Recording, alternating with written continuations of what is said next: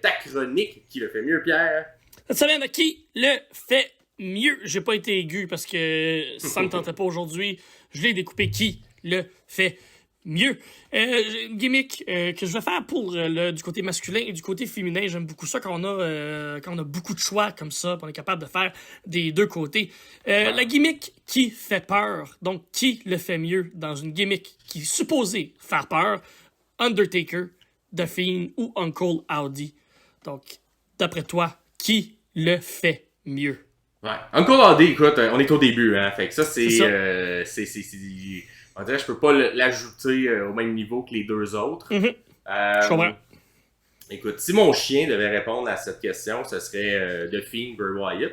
Parce que, je sais, mon chien, là, il le comprenait que Bray Wyatt était un méchant, même quand il était à l'intérieur de son Firefly Funhouse. À chaque fois que la musique du Firefly Funhouse partait, Brock Raw, mon chien Brock Lesnar partait débile, se mettait à japper après la télé. Il détestait Bray Wyatt. Et bizarrement, mon chien est quand même un fan de lutte, là, parce que quand on l'écoute, il vient s'installer puis il l'écoute lui aussi. Là.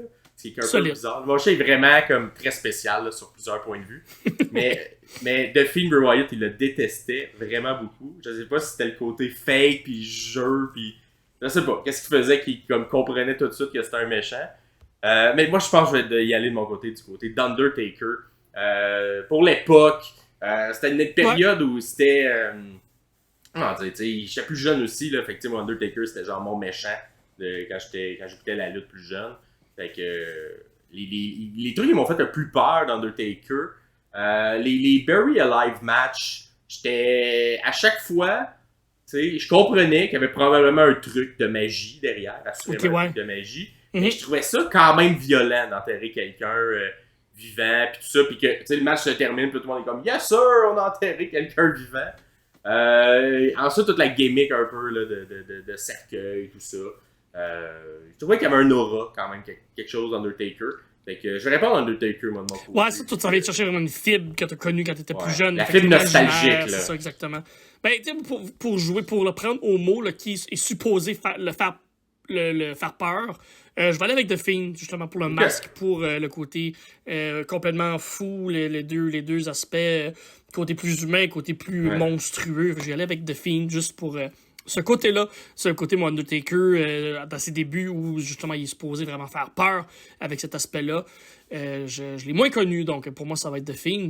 Mais vous, à la maison, qui nous écoutez, qui nous regardez, dites-nous, si même, peut-être pour vous, c'est Kane qui faisait plus peur. Peut-être que c'était Zack Ryder. On sait pas, d'après vous, qui le faisait. Le Boogeyman! Le Boogeyman, là. Ouais, il était plus dégueulasse qu'épeurant, là.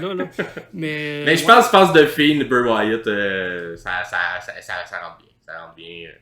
Si j'avais grandi avec ça, j'aurais eu peur. J'aurais eu peur à plusieurs moments. Genre même j'aurais peut-être fait, ça me tente pas de l'écouter, ce segment-là, où le monsieur, il me raconte des choses que je comprends pas.